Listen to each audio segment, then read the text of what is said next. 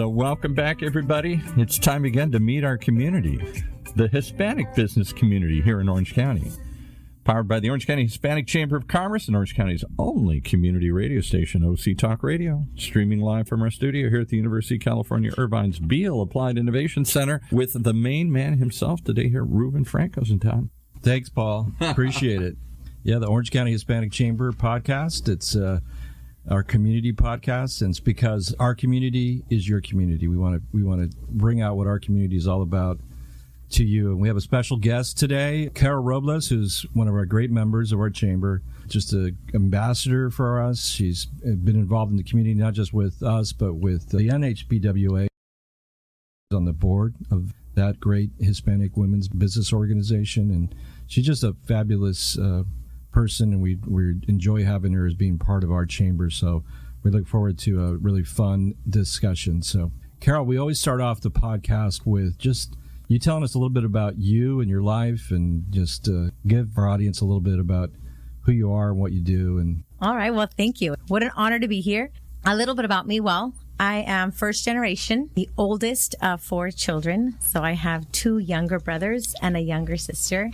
I was raised in the city of Paramount, graduated from Paramount High School, was born in Lakewood, and it's interesting because now I'm back at the city that I was originally. But, well, I would say I come from, just very, very humble beginnings. My grandfather was born in Texas, so he retired from the Air Force. He served World War II and the Korean War, and when he retired, he went out to Mexico with no intentions of just ever coming back. And in his 30s, he's retired. He had nothing better to do than to just hang out all day.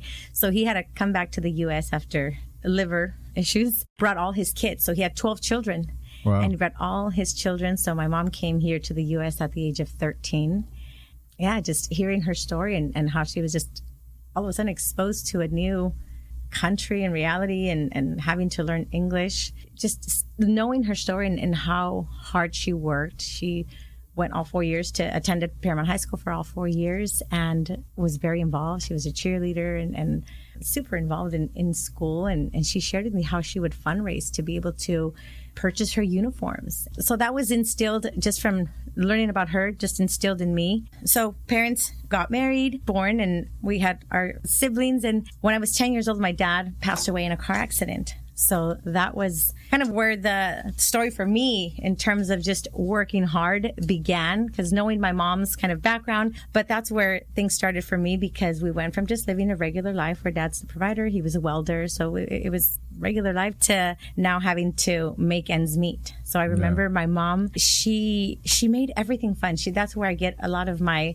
just positive and brighter outlook, because she always looked at the bright side of things. She's a great baker, so she would bake cookies and cupcakes, and she would show us, we've got $10 and we're going to purchase eggs and butter and flour, and we're going to make $50 out of these $10, and would go door knocking and sell cupcakes and cookies, and we'd come home with tons of money. And now we got shoes. I mean, one time we raised so much money that we were able to take a trip to San Diego on the Greyhound. Oh, wow. And visit the zoo. And so that's where I think that just that hard work, that ethic comes from. And your smile, because I've known you for, 5-6 years or whatever it's been now. And I don't think I've ever seen you anywhere without smiling. Aww. I mean, you're always smiling. So it's you bring a certain energy to everybody, which is really inspiring. So you got it from your mom, and that's really cool. So I think that's so important. And I remember just going through that, and my mom always sharing, right? We're a blessing. This is such a blessing for someone to show up to your door with fresh bread. Oh my gosh, we would be doing a disservice if we wouldn't show up, right? Or would show up to the parks and bring an ice chest full of canned sodas for 50 cents. This is in the early 90s, 1990. And she would say, see all these guys playing soccer? They're so happy that we're here. We're bringing them. Right. They need us. So those thoughts kind of get implanted in, right? She would say things like, this isn't embarrassing. Robar, that's embarrassing, right? To steal. We're doing something right. Right. No, that's a great story, because I've heard that before. I don't know if you guys know Bryan Cranston, great actor on Breaking Bad. He gave a speech to a bunch of acting students, and he said one of the best things he does, people get so emotionally attached to going to an audition that, I'm not going to get the part. It's not about getting something, it's about giving something. And he, just like you said, he's giving them him. He's saying, I'm going to give them this. And I walk away from that. And if I get the part, great. If not, that's fine too. But I'm going to go into it with a different mindset or a different attitude about life, just like you're talking about. And it's more about a servant type leadership, right? Oh, that 100%. It works so much better in life. It I does. think so. Thank you for sharing that. I think that's a great story. So tell me about your current family that you have. So I'm a mother of two. So I have a 13-year-old little boy, and then I have my daughter who will be 12 next week. Wow. So they're a year and a half apart. Sure. My husband, who's super supportive. We've been married for 16 years. So we're polar opposites.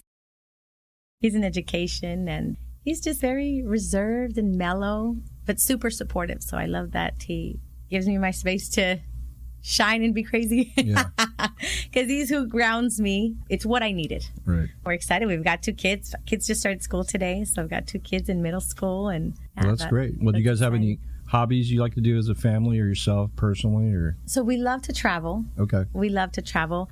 Just a simple life in exchange, right? Because we're not in a place where we can have it all. Right. So, but just live simple to have the opportunity to travel. I think that's a huge gift, to be able to visit different countries and learn. It's just an opportunity to learn and to grow. And I think that's what travel means for us. Yeah. I've got a funny story. A couple years ago, we took so my children are in a dual immersion program. For me, it was very, very important for them to learn Spanish. Spanish was my first language. So they're in this program. And a couple years ago, we were out in Cuba.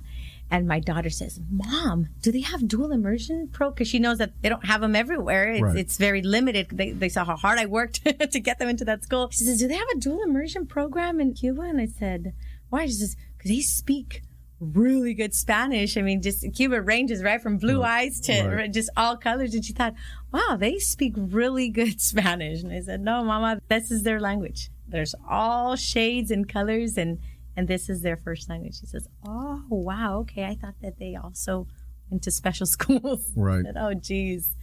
And then just being part of the chamber. Well, tell us a little bit, our audience, if you're just joining in, we have Carol Robles here with us on our community podcast for the Hispanic Chamber of Commerce. We're very blessed to have her here today.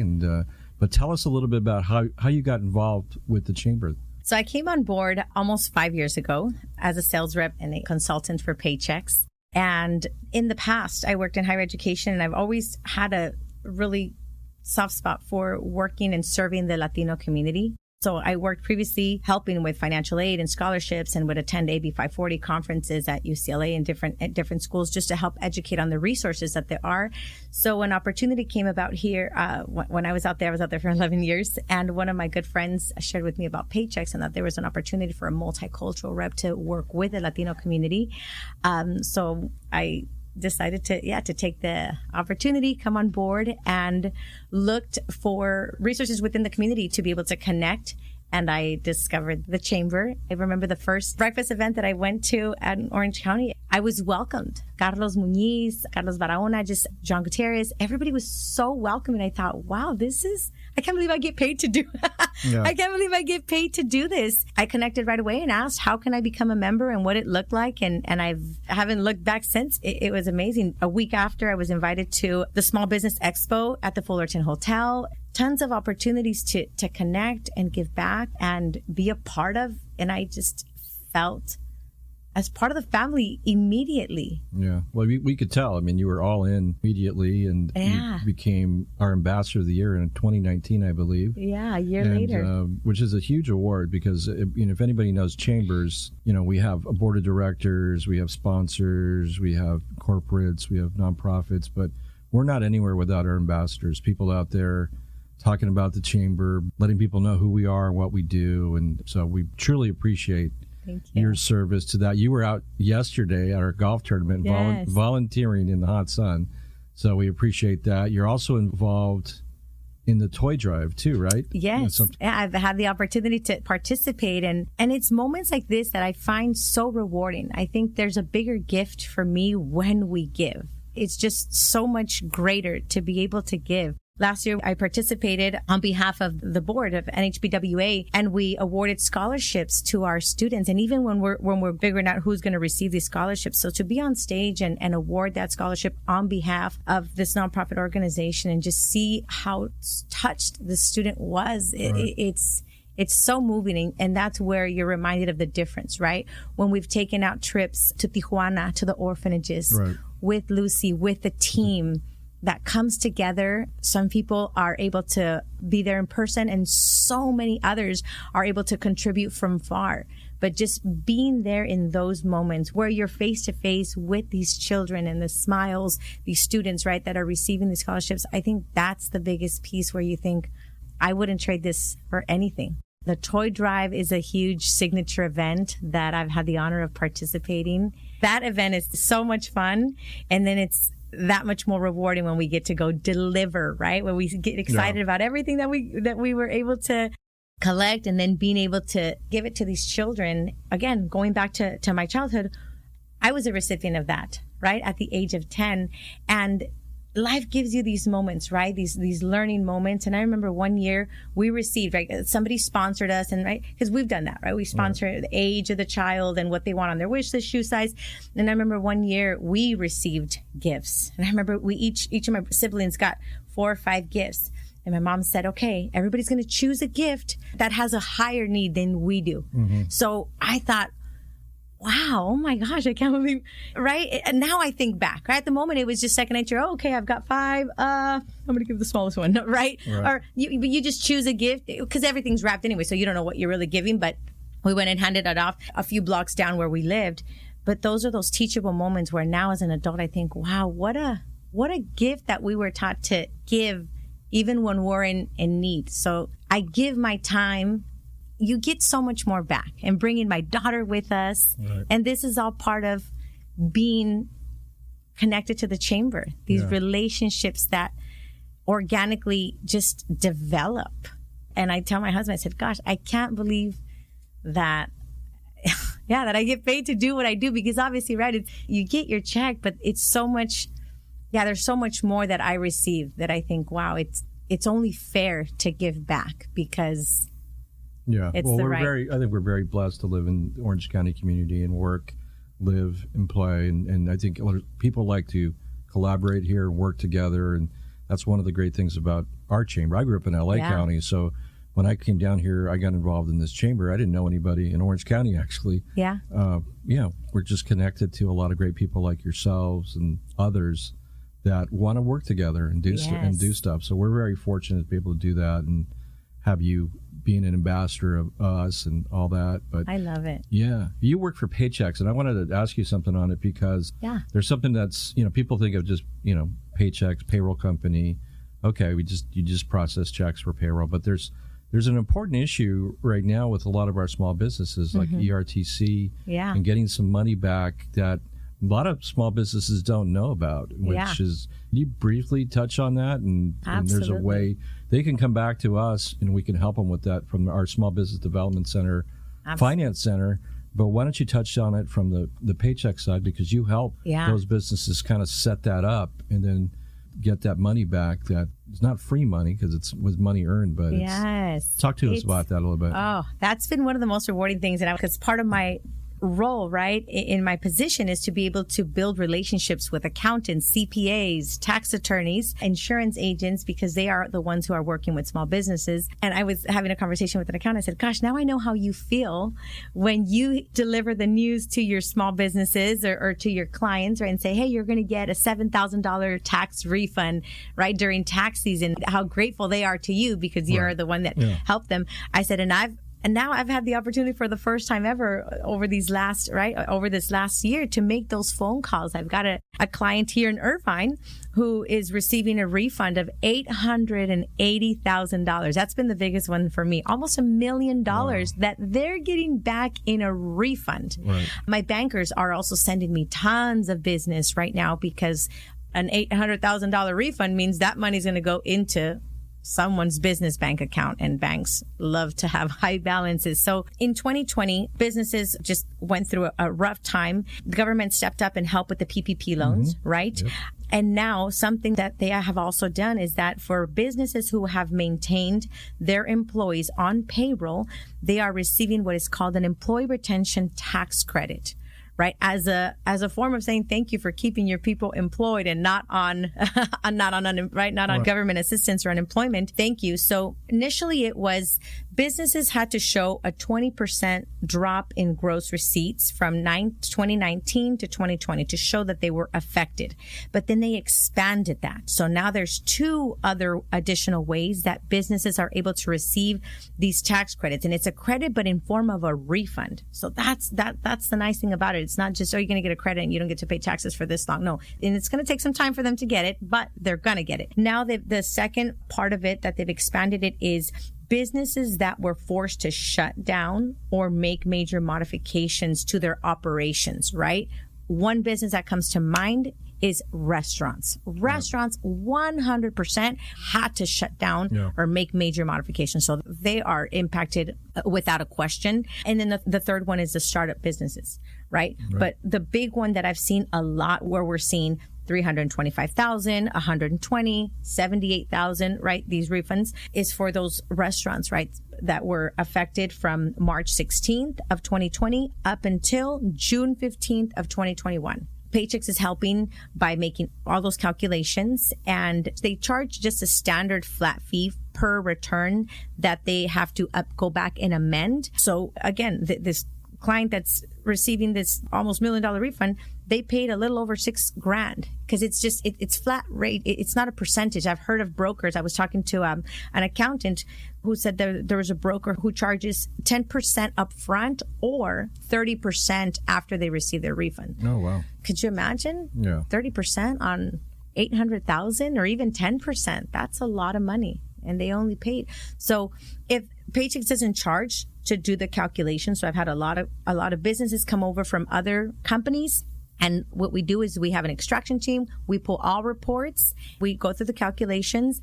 And based on those numbers, then we will connect with the business owner and let them know these are the quarters, right, that were impacted. And obviously, there's an internal team that's well-versed that will also take into consideration if they receive PPP, has it been forgiven, all those details that come into place because you can't double dip. So they're very aware and prepared on how to handle. And they will charge just the standard fees per return that is amended. So it's been a huge blessing. It's huge money. It's huge money to the bottom line of businesses who, like you said, since March 15th of 2020 have been impacted by to mid-June the pandemic of the following year. Yeah, and still today even they're still struggling. What do I do going forward? Right, we got the PPP loans, we got the EIDL. This tax credit is huge.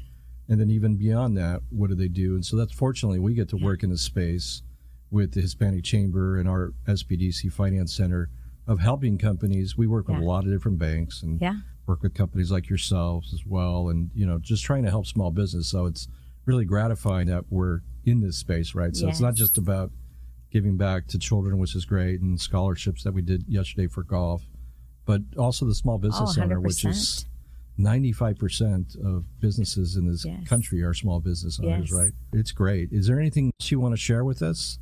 I know we're getting close to the end of our time, but we want to make sure people know if there's anything else you want to share with us today. Gosh, well, I'm in the business of connecting people, building relationships, and I find joy in helping, right? At whatever capacity. You plant seeds and sometimes they sprout immediately like the beans, and sometimes it takes a while. It takes a while, like an avocado tree. But you're planting seeds and making connections. Okay. So it's about helping small business. At the end of the day, it's helping small businesses because they have everything to lose. And if we don't step up and help them, it's easy to work for a company. Right. But when you're a small business, you have everything to lose. So I have so much respect and compassion for small business owners, and I absolutely love helping them in whatever capacity, whether it's introducing them to one of our local insurance brokers, agents, right? If we can help them, we help them. And if not, then it's going to be an intro to someone. Well, that's awesome. How do people reach you for you to help them out? Yeah. I can be reached on LinkedIn. Okay. Carol Robles. I can be reached on LinkedIn. Gosh, I'm active on Instagram and Facebook. Okay. But I would say on a professional level, I would say LinkedIn is the best. Okay. It would be the best tool to be connected. Yeah. Well, that's great because, like you said, I think it's just we're very fortunate to be able to help out a lot of people. Absolutely. So that's great. Well, we're blessed to have you as an ambassador and a member, and Paychex being involved. And we don't succeed as a chamber without people like yourself. We're just I think we're a little bit different when it comes to that. Like you noticed that in the first breakfast you went to, and the embrace. Yeah, we're a little bit more family oriented. I think kind of sense that or feel that 100%. We're part of a community that just likes to have fun, and if anybody and that cares. Yeah, that's right. If you weren't at the golf tournament yesterday, you would have seen that firsthand, how everybody was excited to see everybody, because we've been holed up for 2.5 years for the most part, and so it's been great. We're very excited to continue to have you as a member, as a leader as well. We'd love to have you back sometime.